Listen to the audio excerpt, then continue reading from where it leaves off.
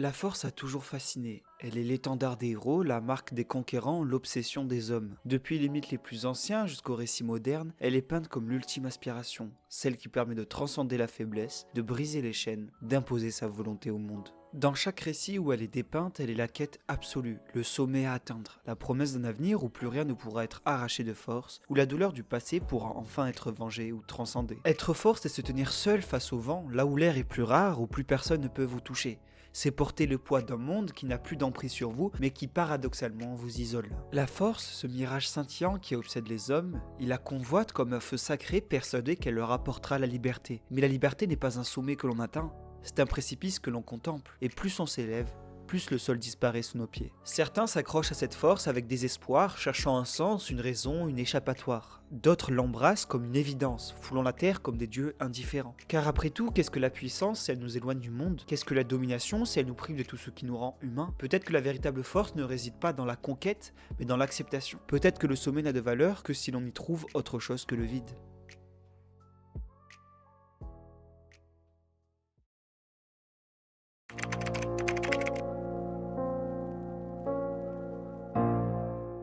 L'ascension vers la puissance est un voyage solitaire. Plus on s'élève, plus le monde se rétrécit sous nos pieds.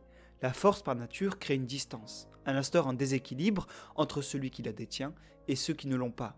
Elle isole non pas par choix mais par essence. La plupart des êtres qui atteignent ce sommet finissent consumés par leur propre grandeur, prisonniers d'un trône qu'ils ne peuvent plus quitter. Mais certains, rares et terrifiants, s'y installent avec la désinvolture d'un souverain né pour régner. Sukuna ne subit pas sa puissance. Il en est la parfaite incarnation. Il marche sans ombre, là où il passe les étoiles pâlissent et les hommes s'agenouillent sans même comprendre pourquoi. Sukuna ne se contente pas d'être puissant, il est la puissance, une entité qui transcende les concepts même de limite et de justification. Là où les autres cherchent une raison d'être, il est. Là où d'autres s'interrogent sur la légitimité de leur force, il impose la sienne comme une loi immuable. Il n'a ni doute, ni fardeau, ni regret. Son existence est une déclaration. Je suis le sommet et le reste du monde n'est que poussière sous mes pieds. Son regard ne s'attarde pas sur ce qui tombe. Il ne ressent ni remords ni satisfaction.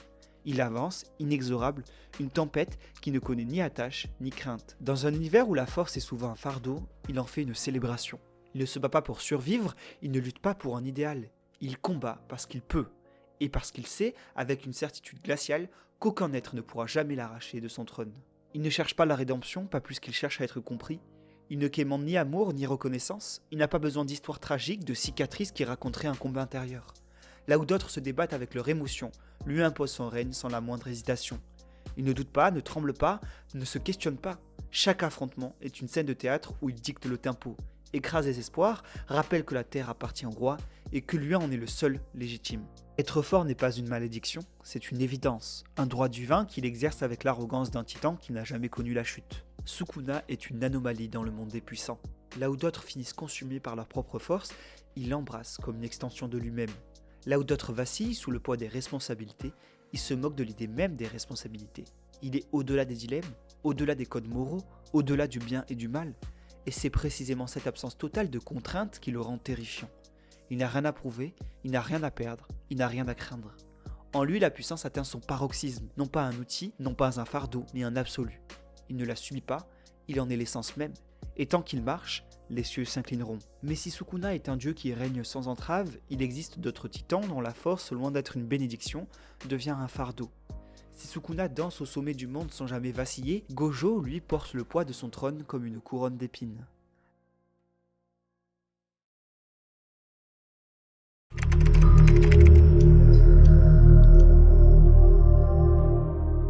Gojo Satoru porte le fardeau de sa puissance comme une couronne invisible, plus lourde que l'acier et plus indestructible que l'adversaire qui l'écrase d'un regard. Mais derrière cette façade de maîtrise et de nonchalance, il y a une souffrance qu'il cache à grand prix. Sa force n'est pas le fruit d'un désir de domination, mais d'une nécessité, celle de maintenir un équilibre qu'il est le seul à pouvoir comprendre, à pouvoir accomplir. Il est un dieu sans foi ni loi, et cette absence de repères, cette totale liberté, n'est pas le summum de l'épanouissement, mais le creuset d'une solitude abyssale. Gojo est sans conteste l'homme le plus puissant de son univers, un surhomme dans un monde où la force détermine la place de chacun. Pourtant, cette condition, qui devait être source de plénitude, le condamne à un vide intérieur qu'il ne peut combler. Il n'est pas un héros des contes, un justicier qui veille sur le monde, il est un dieu dans un univers sans croyants, une figure omniprésente mais éphémère, observée par des mortels qu'il ne peut atteindre, qu'il ne peut sauver. Dans cette puissance qui le rend invincible, Gojo est déchiré par un complexe de dieu qu'il n'a pas choisi, un poids qu'il porte avec un sourire ironique mais derrière lequel il se cache une profonde détresse.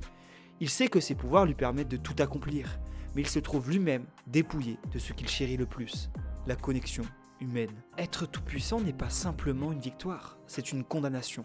Et Gojo le comprend mieux que quiconque. Il n'a pas demandé à devenir ce phare inatteignable, cette silhouette brillante à l'horizon éclairant tout sans jamais se rapprocher de quiconque. Il est un dieu qui n'a pas de croyant, un sauveur qui ne peut être aimé. Dans ses yeux, il porte la vérité douloureuse d'un être qui, malgré ses capacités divines, ne peut ni toucher, ni être touché. Il est celui qui par nature ne peut se perdre dans les autres, car chaque interaction est marquée par un gouffre infranchissable entre lui et les autres. Ce fossé est à la fois le résultat et la conséquence de sa force et sa plus grande souffrance. Son complexe de Dieu n'est pas un choix, mais une conséquence. La reconnaissance qu'il reçoit, bien que massive et sans équivalent, n'est qu'une façade. Car au fond de lui, Gojo sait que cette reconnaissance n'est pas réelle. Il n'est pas vu comme un homme, mais comme un monstre dans un autre monde. Sa beauté, son charisme, son sourire, tout cela est transcendant, mais aussi terriblement vide. Ils sont les masques qui cachent une vérité qu'il ne peut partager. Un isolement absolu, imposé par sa propre puissance. La souffrance de Gojo est celle du dieu qu'il sait qu'il doit renoncer à sa propre humanité pour devenir ce qu'il est. Il vit dans un paradoxe constant, une contradiction déchirante entre sa propre grandeur et l'éloignement qu'elle crée. Là où Sukuna peut se perdre dans la magnificence de sa puissance, Gojo est hanté par ce qu'il a perdu, l'humanité qui fait de l'homme un être complet. Être un dieu, c'est renoncer à être humain. Et c'est cette perte, cette désintégration de sa propre essence qui déchire l'âme de Gojo Satoru. À travers lui, on voit le véritable prix de la puissance.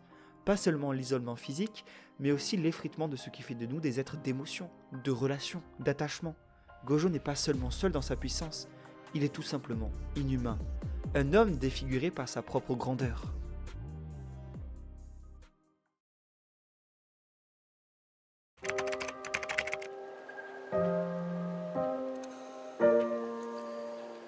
Il existe une forme de puissance qui réside dans le sacrifice volontaire. Ce sacrifice, loin de diminuer la force, la rend plus pure, plus humaine. La vraie question alors est de savoir si l'on peut être vraiment fort sans tout perdre. Ce sacrifice ne vient pas d'une faiblesse, mais d'un choix conscient. C'est l'abandon de son propre pouvoir pour permettre à quelque chose de plus grand de grandir. Une forme de force qui ne cherche ni la gloire, ni la reconnaissance, mais qui se trouve dans l'humilité et l'amour pour les autres. Luffy dans One Piece est l'incarnation parfaite de cette puissance, unique dans sa volonté de sacrifier sa propre grandeur pour un idéal plus grand, plus collectif. Là où Sukuna choisit de s'imposer et Gojo se coupe du monde, Luffy choisit de porter le fardeau des rêves des autres. C'est dans cet acte de renoncement qu'il trouve sa véritable force. Luffy, loin d'être un tyran solitaire, incarne une force différente. Son rêve de devenir le roi des pirates n'est pas une quête de pouvoir personnel, mais une aspiration à libérer et élever ceux qui l'entourent. Chaque sacrifice qu'il fait, risquer sa vie pour ses amis, les aider à accomplir leurs rêves, devient un acte d'amour et de responsabilité. Ce n'est pas l'ego ou la domination qui définit sa puissance, mais sa capacité à se sacrifier pour un bien plus grand que lui-même. Ainsi, Luffy choisit volontairement de ne pas imposer sa puissance. À chaque étape de son voyage, il se dévoue pour ses compagnons et pour ses idéaux, renonçant à son confort, à sa liberté, parfois même à sa vie. Dans ce geste, il ne se prive pas de pouvoir, il le redéfinit. Sa force ne réside pas dans la destruction des autres, mais dans la volonté de faire grandir les autres, d'édifier un monde où ils peuvent tous s'épanouir. Ce sacrifice est un acte de sagesse. Il reconnaît que la véritable puissance ne vient pas de la domination, mais de la capacité à permettre aux autres de briller. Là où Sukuna et Gojo se laissent envahir par leur pouvoir, Luffy s'efface pour que son équipage puisse atteindre ses propres rêves.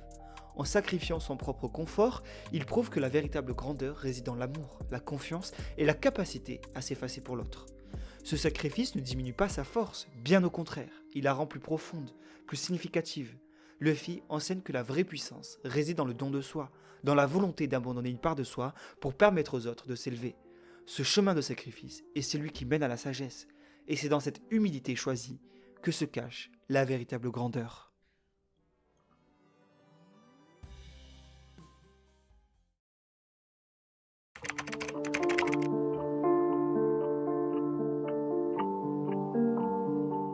La puissance, éclatante et dévorante, porte en elle une vérité ambivalente. Elle est à la fois un don et une malédiction, une liberté et un fardeau, un désir inassouvi et un sacrifice silencieux.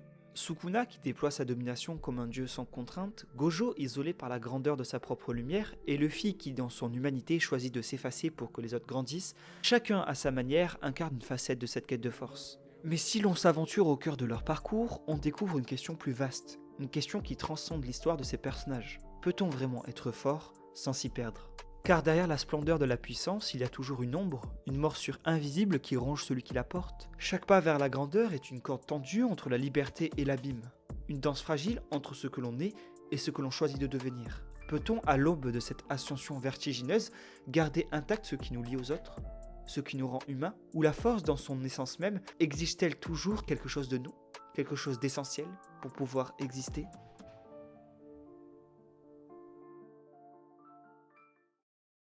Going to Utopia. What makes you say this is a utopia? I mean, I don't know. Isn't it supposed to be some perfect destination?